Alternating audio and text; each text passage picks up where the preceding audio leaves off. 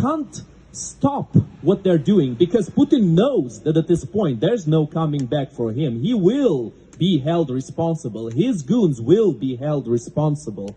This is something that we all know, and they know it too. So they're going all the way with their genocidal plan for Ukraine and for the whole world, mind you, because their ambitions don't end at Ukraine. Their ambitions stretch to the whole world. And this is something I have to say to all the people of the West who are willing to hear and who are willing to listen.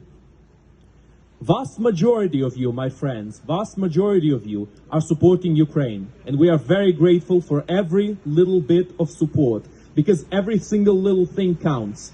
Even if you're not donating, even if you're just showing support by coming to the rallies, by speaking, by spreading the message, that also counts. Every little bit counts.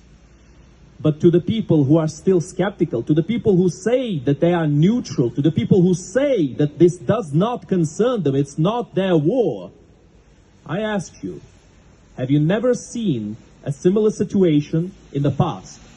Have you never seen a situation where people think that there's a war in a different country and it will never touch them, it will never influence them?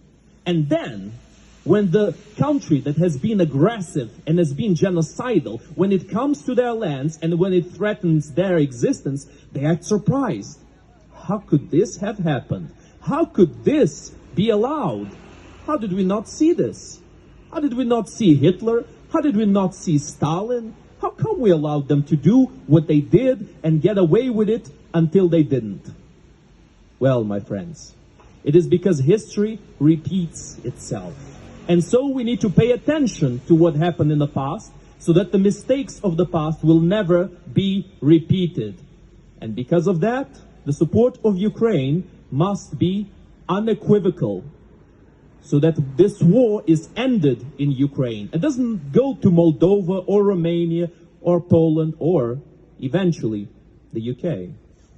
Because if we look at what's going on in Moldova right now, Putin has started the same issue that he had started in Ukraine all the way in 2014. This is something that people don't always know. This war has not started a year ago. This war has started all the way in 2014. And this was a latest escalation that Putin has done, because he felt like he could get away with it. Because there were too many voices who were saying this is not our war. Too many voices who were saying what is actually going on. We are not entirely sure, even though the evidence was all over the place ever since the beginning. And this is not only in 2014 that Putin has gotten away with such situations. If we look at Georgia, when he invaded Abkhazia and South Ossetia, regions that are still destabilized, regions that still have ethnic tensions, even to our days. If we look at Belarus and Kazakhstan, that have had very similar manifestations, very similar insurrections, just like the Maidan insurrection against the corrupt government of Viktor Yanukovych, who in the previous election, mind you, was caught during voter fraud. But of course, the Russians claim that he was elected officially, although there was no real investigation whether or not there was voter fraud on the second time that he was elected. Now, with all the examples given, and with all the examples yet to give, like Syria, like all the other examples of Russia intervening in different countries where they use chemical weapons and all kinds of weapons, like the Wagner Group, it was in Syria, it was in many wars in Africa, it was everywhere, now it's in Ukraine.